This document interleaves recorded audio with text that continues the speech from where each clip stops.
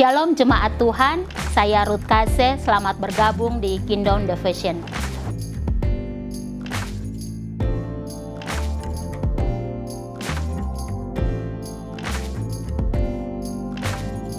Saudara yang dikasihi Tuhan, pada hari ini kita akan belajar satu kebenaran firman Tuhan di dalam Matius 15 ayat yang ke-28 dengan judul Iman yang Dihidupi.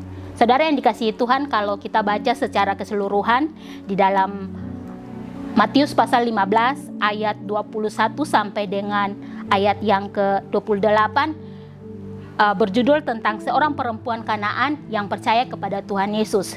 Dalam kisah ini, seorang ibu ini dia meminta pertolongan dari Tuhan untuk menyembuhkan anaknya.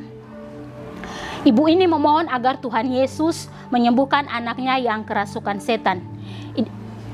Ibu ini walaupun dia menghadapi banyak rintangan saat meminta pertolongan dari Tuhan, tetapi dia tetap gigih untuk bertemu dengan Tuhan agar Tuhan menyembuhkan anaknya.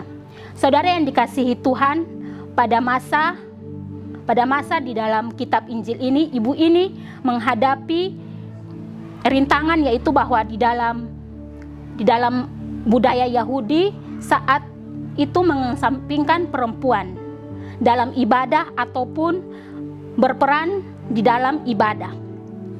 Bagi orang Yahudi, perempuan tidak berhak untuk memimpin sebuah ibadah atau mendekatkan diri kepada Tuhan. Perempuan Kanaan ini menunjukkan kekuatan imannya dengan terus-menerus berteriak untuk meminta pertolongan dari Tuhan Yesus, tetapi di saat itu Yesus mengabaikannya.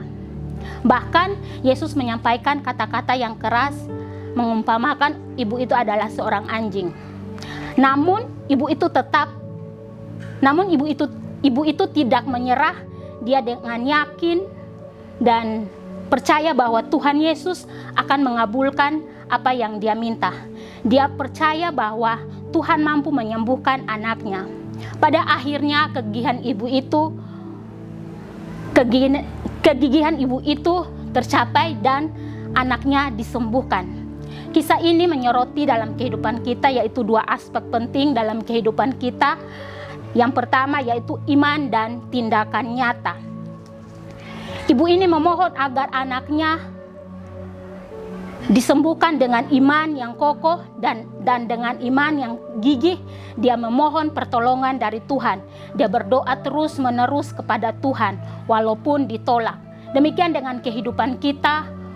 Walaupun saat ini kita mungkin ditolak, mungkin doa kita tidak didengar atau belum dijawab, tapi percayalah, suatu hari Tuhan akan menjawab doa kita, asalkan kita tidak menyerah dan kita terus memohon pertolongan dari Tuhan. Saudara yang dikasihi Tuhan, renungan ini juga mengajarkan kepada kita bahwa iman yang kokoh di dalam Tuhan dan terus berdoa dan percaya kepada Tuhan, Tuhan akan mengabulkan setiap doa dan permohonan kita.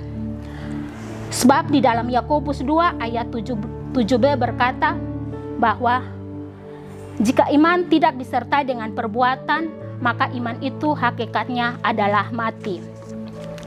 Saudara yang dikasihi Tuhan, hidup beriman memerlukan keseimbangan antara keyakinan dan keteguhan di dalam tindakan nyata.